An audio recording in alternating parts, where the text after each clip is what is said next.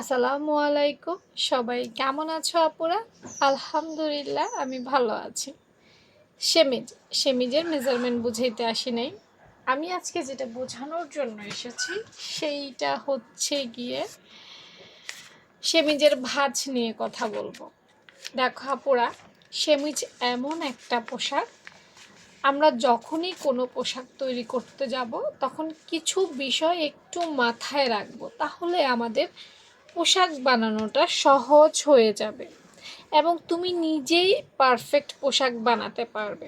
ধরো আমরা যদি সেমিজ নিয়ে রিসার্চ করি তাহলে বলবো প্রথমেই চিন্তা করবা সেমিজ কোথায় পড়ে। সেমিজ আমরা ইনার হিসেবে ব্যবহার করি, অর্থাৎ এটা জামার ভেতরে পরি। এর উপর দিয়ে আমরা কিছু না কিছু পরি, এটা কিন্তু খালি গায়ে আমরা ব্যবহার করি না, পরি কিন্তু সচরাচর ব্যবহার করি না। একটা হচ্ছে পরা, একটা ব্যবহার করা, দুইটার মধ্যে একটু পার্থক্য আছে। আচ্ছা, এখন আসো, আমরা যখন কোনো ড্রেসের নিচে সেমিজ পরবো তখন কি কি খেয়াল করব। সেমিজ বা ইনার এটা কিন্তু আমরা কেউ দেখাতে পছন্দ করি না, এটা একটা প্রাইভেট পোশাক, তাই না? তো সেমিজের যে ঘের আছে অবশ্যই সেটা কামিজ থেকে কম দেওয়ার চেষ্টা করবে। কেন বলো তো? যদি তুমি কামিজ বা কামিজের সমপরিমাণ দাও তাহলে কিন্তু এটা জামাটা যখন সরে যাবে, নড়ে যাবে, চলে যাবে, তখন কিন্তু এটা দেখা যাবে। তাই অবশ্যই কম দিবা। এবং আমি যদি ভাঁজের কথা বলি তাইলে বলবো যে কামিজের ঘেরটা আমরা অনেক সময় এরকম একটু বাড়াই দেই না? আমার ড্রয়িংয়ের মধ্যে ভালো করে খেয়াল করো, সেমিজের ইয়েটা আমরা কি করছি, সোজা করে দিছি।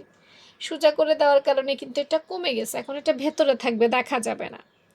এবং নিচ দিয়েও আমি সমান দিছি। প্রত্যেকটা জিনিসের কাটিং স্কিল কিন্তু আলাদা আলাদা, অবশ্যই চেঞ্জ আছে। অনেককেই আমি সেমিজ পরতে দেখছি যেটা জামার উপর দিয়ে রাখা যায়, এমনভাবে বানাইও না যাতে এটা জামার উপর দিয়ে দেখা যায়। অবশ্যই কামিজের বা যেই ড্রেসের সাথে পরবে সেই ড্রেসের চাইতে সেমিজের যেন ঘের কম হয় সেদিকে সবসময় খেয়াল রাখবা, তাহলেই আর তোমার কোনো প্রবলেম হবে না।